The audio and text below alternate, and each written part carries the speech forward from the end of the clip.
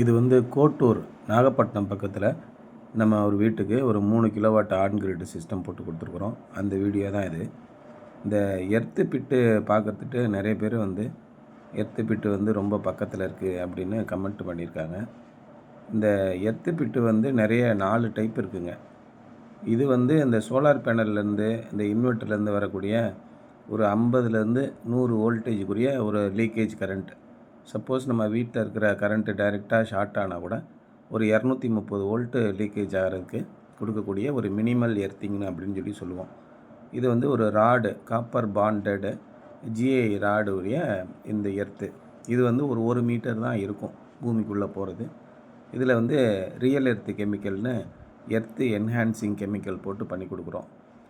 நார்மலாகவே வந்து ஒரு 11 கிலோவாட்டு 11,000 வோல்ட்டு அந்த மாதிரி பெரிய பெரிய சப்ஸ்டேஷன் அந்த மாதிரி இடங்களில் போடும்போது எப்படி போடுவாங்க அப்படின்னா, ஒரு எர்த்துக்கும் இன்னொரு எர்த்துக்கும் நடுவில் 10 அடி இடைவெளி இருக்கணும். அதே மாதிரி ஒரு எர்த்து ராடோட உயரம் வந்து 3 மீட்டர் 10 அடி இருக்கணும். போர் போடுற மாதிரி போர் போட்டு அதுக்குள்ளே கெமிக்கல் கொட்டி இந்த ராடுலேயும் கெமிக்கல் இருக்கும். அதான் கெமிக்கல் எர்த்திங்னு சொல்லுவாங்க. ஒரு 10,000 11,000 வோல்ட்டு இந்த மாதிரி ஹெவியாக வரும்போது அந்த மாதிரி எர்த்திங் கொடுப்பாங்க.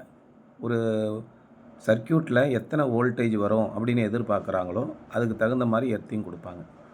அதே மாதிரி இங்கே இந்த 3 கிலோவாட் ஆன் கிரிட் சிஸ்டத்துக்கு அரசாங்கம் விதிச்சிருக்கிற லைட்னிங் அரெஸ்ட் இருக்குது இல்லையா, ஒரு 10,000லேருந்து 15,000 வோல்ட்டு மின்னல் வரக்கூடியதை தாங்கக்கூடிய வகையில் இருக்கக்கூடிய ஒரு அடிப்படையான ஃப்ராங்க்லின் டைப்பு எர்த்து லைட்னிங் அரெஸ்டர்னு சொல்லுவோம். இதுக்குரிய எர்த்து என்ன ஸ்பெசிஃபிகேஷனில் இருக்குன்னா, 1 மீட்டரில் இருக்கக்கூடிய copper bonded GI earth rod தான் இதில் கொடுத்துருக்கோம். இதுக்கு அவ்வளோதான் லீக்கேஜ் கரண்ட் இருக்கும். ஸோ இதை விட பெரிய பெரிய எர்த் ராடெல்லாம் இருக்குது. நீங்கள் ஒரு எர்த் ராடு செட்டப் பண்ணணுன்னா குறைஞ்சபட்சம் 13,000 வரும். 3 எர்த் ராடு செட்டப் பண்ணுறதுக்கு கிட்டத்தட்ட 40,000 செலவாகும். நிறைய வீடுகளில் இந்த மாதிரி சின்ன சிஸ்டம் 10 கிலோவாட் வரைக்கும் உள்ளே போடக்கூடிய சிஸ்டங்களுக்கு மினிமமான எர்த்திங் ரெக்குயர்மெண்ட் என்ன அப்படின்னு சயின்டிஸ்ட் எல்லாம் அனலைஸ் பண்ணி ஒரு ரெக்கமெண்டேஷன் கொடுத்துருக்காங்க. அந்த எர்த்திங் தான் நம்ம இந்த ஆன் கிரிட் சிஸ்டத்துக்கு பண்ணுறோம். இதுவே நமக்கு தேவையான பாதுகாப்புக்கு ரொம்ப அதிகமான பாதுகாப்பையே கொடுக்கும்.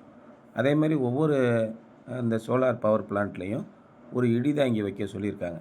இது ஒரு மினிமல் ப்ரொடெக்ஷனை கொடுக்கும். பெரும்பாலும் பார்த்திங்கன்னா நம்ம வீடுகளுக்கு பக்கத்துலேயே அநேக வீடுகளுக்கு பக்கத்தில் நம்ம செல்ஃபோன் டவர் இருக்குது. நம்ம வீடு மாதிரி ஒரு 5 மடங்கு உயரத்தில் அந்த செல்ஃபோன் டவர் இருக்குது.